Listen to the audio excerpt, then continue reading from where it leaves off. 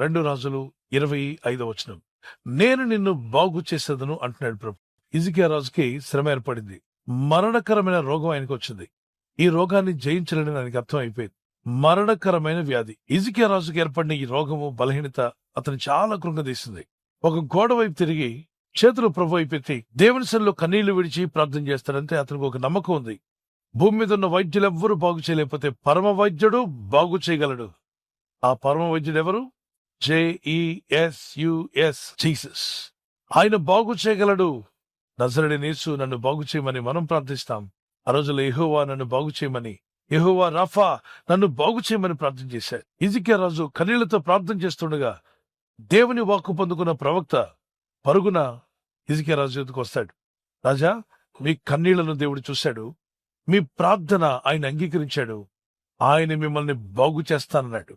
So బాగు చేస్తాను అనే దాని ముందు 2 విషయాలు చెప్పాడు. కన్నీళ్లు చూశాను, ప్రార్థన విన్నాను, 3వదిగా బాగు చేస్తానన్నాడు. మనమంతా కూడా 3వది మనకు కావాలి. నన్ను బాగు చేయదేవా, నా కుటుంబాన్ని బాగు చేయి, నా ఇంటిని బాగు చేయి, నా పిల్లలను బాగు చేయి, మా ఉద్యోగంలో, వ్యాపారంలో మమ్మల్ని బాగు చేయండి. దేవుడు నన్ను బాగు చేయాలని కోరుచున్నారా? మంచిదే, దేవుడు కూడా అదే కోరుచున్నాడు. అయితే బాగు చేస్తాను అని దేవుడు ఎప్పుడన్నాడు తెలుసా? కన్నీటి ప్రార్థన విన్నాక.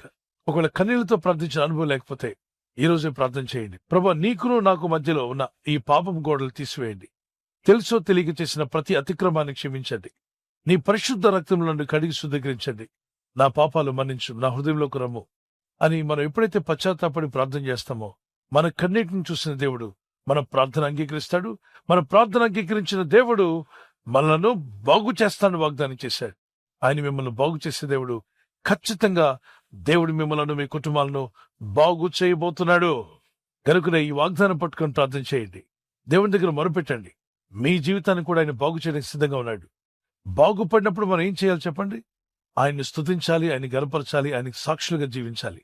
సో మీరు సిద్ధమేనా? ప్రభు మిమ్మల్ని బాగు చేస్తే సాక్ష్యం చెప్పడానికి రెడీ అయినా? తప్పక ఆయన మిమ్మల్ని బాగు చేయును గాక. ఆమేన్. ప్రార్థన చేసుకుందాం.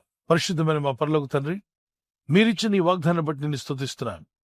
అవును ప్రభు, హిజ్కియా రాజుకి మరణకరమైన రోగము, ఆపద, కష్టము, బాధ, ఇబ్బంది ఎదురైనప్పుడు తాను మొరపెట్టి ప్రార్థించాడు. మనుషుల ఎదుగు పరిగెత్తలేదు గాని యెహోవాని నిన్ను ఆశ్రయించాడు. గోడ వైపు తిరిగి కన్నీళ్లతో ప్రార్థించాడు. మీ ప్రవక్తను పంపే, ఇదిగో నీ కన్నీళ్లు నేను చూసి ఉన్నాను, నీ ప్రార్థన నేను అంగీకరించిన, నేను బాగు చేస్తానని చెప్పి బాగు చేశారు. 15 సంవత్సరాల ఆయుష్ను పెంచారు. ఈరోజు నేను ప్రార్థిస్తున్నాను తండ్రి, నీ ప్రజలు ఎవరైతే ఇబ్బందుల్లో, కష్టాల్లో, బాధల్లో ఉన్నారో వారిని మీరే బాగు చేయమని వేడుకుంటున్నాను. ఈ రాత్రి నెమ్మదితో పండుకొని సురక్షితంగా కాపాడబడినట్లుగా నీ అగ్ని కంచి వేసి మమ్మల్ని కాపాడండి. మీ చిత్తములో కొనసాగే కృప అందరికీ దయచేయమని యేసుక్రీస్తు ప్రశస్త నామములో మీరందరికీ చక్కని నిద్ర దయచేసి తెల్లవారు లేచి కృపను మాకిమ్మని క్రీస్తు నామములో అడిగి వేడుకుంటున్నామా పరలోక తండ్రి. ఆమేన్, ఆమేన్. ఈ వాగ్దానాన్ని మీతోనే ఉంచుకోకుండా లైక్ చేయండి, షేర్ చేయండి. అనేకులు ఈ యొక్క ఛానల్ సబ్స్క్రైబ్ చేసుకోమని తెలియపరచండి. సబ్స్క్రైబ్ చేయని వారు కూడా సబ్స్క్రైబ్ చేయండి. Good night. God bless you.